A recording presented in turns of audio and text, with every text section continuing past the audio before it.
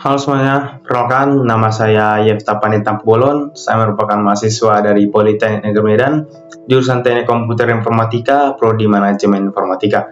Pada kesempatan kali ini, saya akan menjelaskan materi tentang enkapsulasi dari mata kuliah pemrograman berorientasi objek. Oke, sebelum kita lanjut, kita harus tahu dulu, sebenarnya apa sih itu enkapsulasi? Enkapsulasi merupakan proses membungkus data dan perilaku sebuah kode, yang artinya dalam kesatuan unit dia akan dibungkus seperti kapsul, menjaga isi dari kapsul tersebut terhindar dari luar.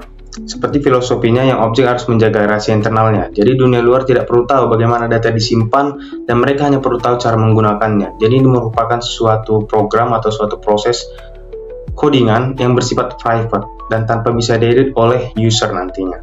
Dan tujuan utama enkapsulasi yaitu untuk mencapai data hiding atau penyembunyian data untuk meminimalkan ketergantungan antar bagian kode tersebut. Jadi itu merupakan sedikit penjelasan tentang enkapsulasi. Lalu, mengapa enkapsulasi sangat penting? Yang pertama, enkapsulasi penting untuk integritas data. Jadi, enkapsulasi berfungsi untuk mencegah data diisi dengan nilai yang tidak masuk akal. Contohnya, jika menginput umur ataupun stok barang, tidak ada pernah umur dan stok barang itu bernilai negatif. Lalu, enkapsulasi juga berfungsi sebagai keamanan untuk membatasi siapa saja yang boleh mengubah informasi. Lalu juga berfungsi sebagai kemudahan perubahan, sehingga kita bisa mengubah struktur database di dalam kelas tanpa perlu mengubah kode orang lain dan yang menggunakan kelas kita sendiri. Lalu enkapsulasi juga berfungsi untuk pemisahan tanggung jawab. Jadi kelasnya tersendiri dan bertanggung jawab penuh atas validasi dasarnya sendiri. Oke, di sini ada 3 komponen utama atau access modifiers dari enkapsulasi, yaitu private, public, dan protected. Private sesuai namanya, privasi, yaitu sebuah akses yang tingkat aksesnya itu paling ketat dan data hanya bisa dilihat oleh kelas itu sendiri. Dan ini datanya itu terkunci, jadi tidak boleh diedit-edit oleh orang lain kecuali dividers atau developersnya itu sendiri. Lalu ada public, yaitu sebuah pintu terbuka ya, filosofi pintu terbuka yang biasanya digunakan untuk metode agar kelas lain bisa berinteraksi dengan objek kita secara resmi. Lalu protected sesuai namanya yaitu perlindungan, yaitu pintu khusus untuk keluarga codingan dalam Java atau subkelasnya atau warisan codingan dari si enkapsulasi itu sendiri. Jadi dia memproteksi agar tidak boleh diedit oleh orang lain. Oke. Lanjut, ada 2 peran penting dalam enkapsulasi, yaitu ada gather dan setter. Yang pertama itu ada gather atau the reader yang berfungsi sebagai jendela. Ia memberikan izin kepada pihak luar untuk melihat data tanpa bisa mengubahnya langsung. Ini contohnya seperti di Canva, kita membagikan link, tapi kita membuat link itu untuk to view, tidak boleh to edit. Jadi orang yang membukanya, orang yang melihatnya hanya bisa melihat tanpa bisa mengedit. Itu contoh singkatnya dari gather. Lalu untuk setter atau the guard, itu berfungsi sebagai pintu masuk yang dijaga ketat. Di dalam setter kita bisa memasang logika pengecekan atau validasi sebelum data benar-benar disimpan ke dalam memori. Oke, ada beberapa manfaat jangka panjang bagi programmer untuk enkapsulasi ya. Enkapsulasi berfungsi juga untuk modularitas dalam jangka panjang, jadi kode menjadi seperti blok Lego yang mudah dibongkar pasang. Lalu enkapsulasi merupakan menjadi standar industri juga. Jadi enkapsulasi itu menjadi standar wajib dalam pengembangan perangkat lunak profesional dan menciptakan aplikasi yang stabil dan minim bug. Lalu enkapsulasi juga mempercepat debugging. Jadi jika ada data yang salah, kita cukup memeriksa satu tempat saja dalam kelas private yang sudah dibuat di enkapsulasi itu sendiri, yaitu di dalam metode setter yang ada di dalam enkapsulasi. Jadi bukan memeriksa seluruh ribuan baris kode program tersebut. Oke, ini merupakan contoh programnya yang sudah saya buat. Di sini saya membuat metode output inputnya itu Jobson Pane, yang dimana enkapsulasi itu ada pada bagian ini, kelas karyawan. Jadi ini merupakan contoh program enkapsulasi itu sendiri, dan ini adalah program public kelasnya, yang dimana disinilah proses berjalan untuk output nantinya. Jadi pada bagian inilah user bisa mengoutput dan menginput data nantinya.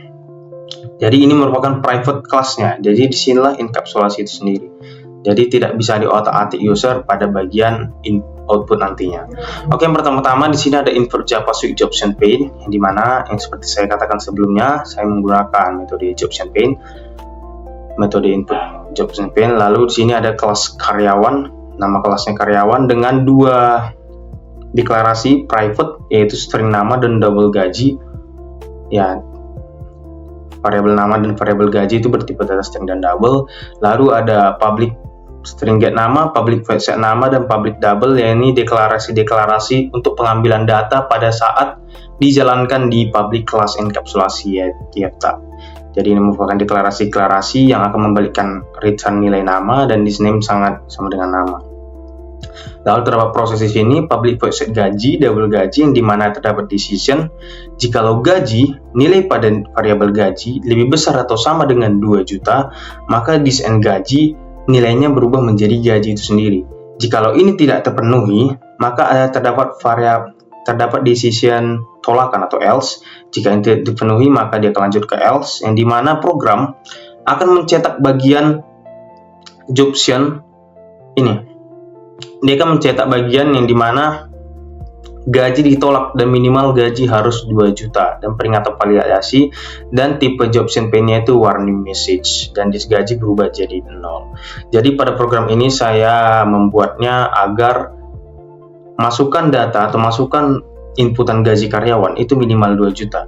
Jadi saya membuat sebuah perusahaan yang untuk merekrut sebuah karyawan dengan gaji dalam perusahaan tersebut minimal 2 juta. Jadi sebuah operator jika ingin memasukkan gaji dalam tempat-tempat apapun, dalam posisi manapun, gajinya minimal 2 juta. Jadi jika dia ingin bermain atau bermain curang, ingin memasukkan gaji 1.500.000 misalkan, ya program akan langsung menolak dan membuat peringatan atau warning message. Jadi ini sudah sangat private, yang artinya tidak akan bisa diubah saat penginputan nantinya kecuali developer itu sendiri. Oke, lanjut ke public class-nya, yang dimana terdapat variabel karyawan KYW ya, variabel KYW. Lalu terdapat try catch, yang dimana try catch ini berfungsi untuk mencegah error langsung. Artinya jika dia error, dia masih ada peringatan kesalahan memasukkan angka yang valid di bawahnya, di catch-nya. Jadi jika di try ini dia terdapat error, maka dia akan langsung ke catch untuk mencetak Jobs show message dialog atau Jobs error message, kesalahan memasukkan angka yang benar, lalu error input. Jadi dia tidak langsung error program. Jadi di saat dia error sekalipun, dia akan masih memberikan sebuah output bagus, yaitu kesalahan masukan. Oke, saya akan menjelaskan bagian try-nya, yang dimana string nama input Jobs show message ini merupakan input program meminta input dari user untuk memasukkan nama karyawan dan input data. Setelah itu terdapat decision, yang dimana nama input jikalau nilai dari variabel nama input sama dengan 0 itu merupakan kosong atau nilai 0, maka dia akan memproses yang di bawah ini, yaitu variabel KW set nama input. Lalu string gaji input akan ditampilkan sebagai masukan gaji angka saja dan input data. Maka jika ini terpenuhi, dia akan mencetak yang ada di bawah ini. Tetapi jika dia tidak terpenuhi, maka dia akan mereturn atau membalikkan nilai tersebut dan langsung ke sini, ke catch.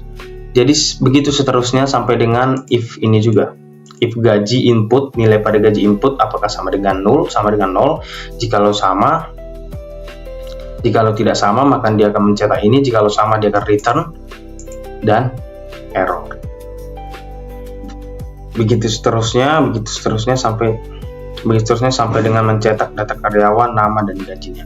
Oke, saya sudah menjelaskan programnya dan saya akan menjalankannya dengan run file. Oke, ini merupakan tampilan Jobs Pane-nya. Saya akan masukkan nama saya.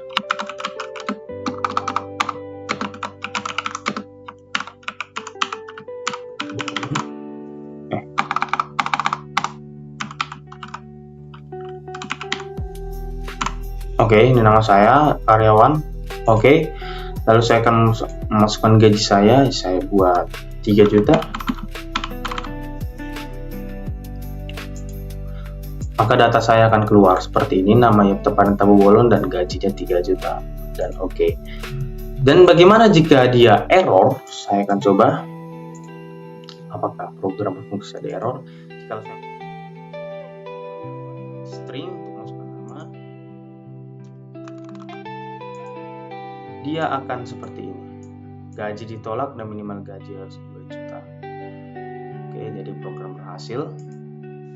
Jadi kesimpulan dari enkapsulasi itu bukan sekedar aturan penulisan kode, melainkan budaya berkode yang aman. Jadi dengan menerapkan enkapsulasi, kita membangun sistem yang kuat, terlindungi, dan mudah dikelola di masa depan. Jadi enkapsulasi bukan hanya sekedar aturan penulisan. Jadi enkapsulasi itu sebuah cara atau teknik berkode yang paling aman dan paling privacy. Oke, jadi sekian penjelasan saya tentang materi enkapsulasi dan penjelasan program dari saya. Saya Fitafan Tapubolon. Jika ada salah kata mohon dimaafkan. Terima kasih.